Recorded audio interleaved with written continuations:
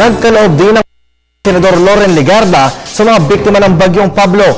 Personal na nagtungo ang senador sa Compostela Valley at Davao Oriental upang hitid ang relief goods para sa mga sinalanta ng kalamidad. Ang ulat mula kay Vicky de Guzman ng PTV Davao. Today ay magbibigay tayo ng goods. Yan ay band-aid solution lamang.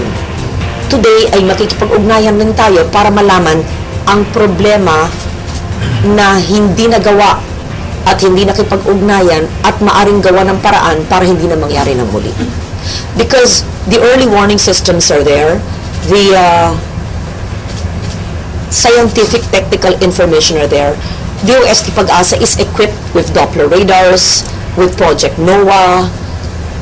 We already have upgraded scientific technical facilities. Kailangan lang ito ma-interpret, mapaliwanag at mapatupad at i-implement talaga sa local level.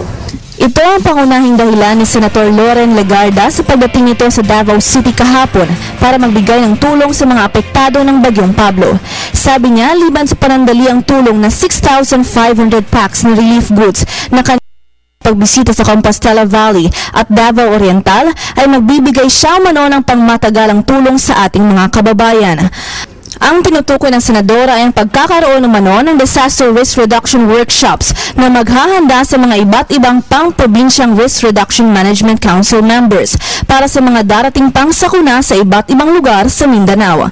Dagdag pa niya, mahalaga rin umanong maintindihan ng lokal na gobyerno ang kahalagahan ng geohazard maps at dapat seryoso itong isaayon. Kailangan mag-rebuild, no? Pero pag mag-rebuild ay kailangan sa mga lugar na sigurado tayong ligtas.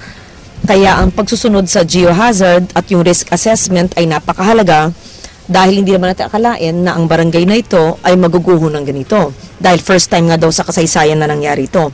Kaya ang partisipasyon ng Mines and Geosciences Bureau, ang DNR, sa pamamahagi ng accurate na impormasyon na base sa scientificong pag-aaral sa mga lugar na no man's land, no habitation zone, o kailangan ilikas ang tao, yan ay dapat seryosohin na pag-aralan at iparating sa local government.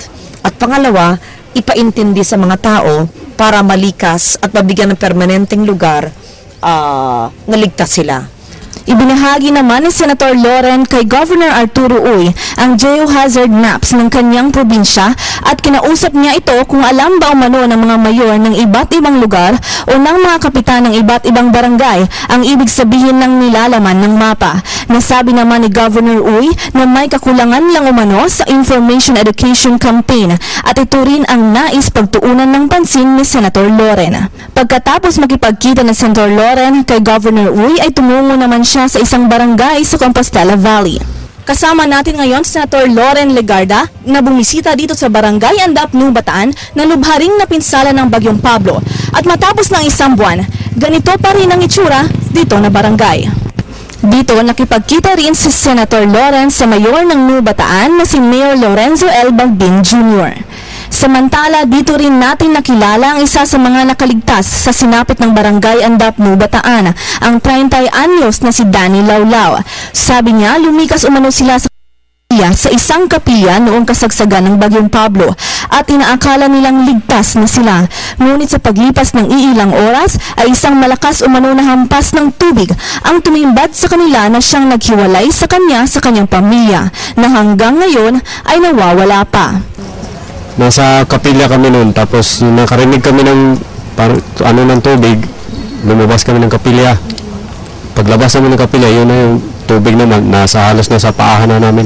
Samantala, iginiit ni Senator Loren na ang bagyo ay hindi na maiiwasan dahil ito ay dala na rin ng pagbabago sa ating klima. Ngunit ang pagkamatay ng humigit 1,000 katao ay maaari pa umanong maiwasan kung ang mga tao ay magiging handa lamang.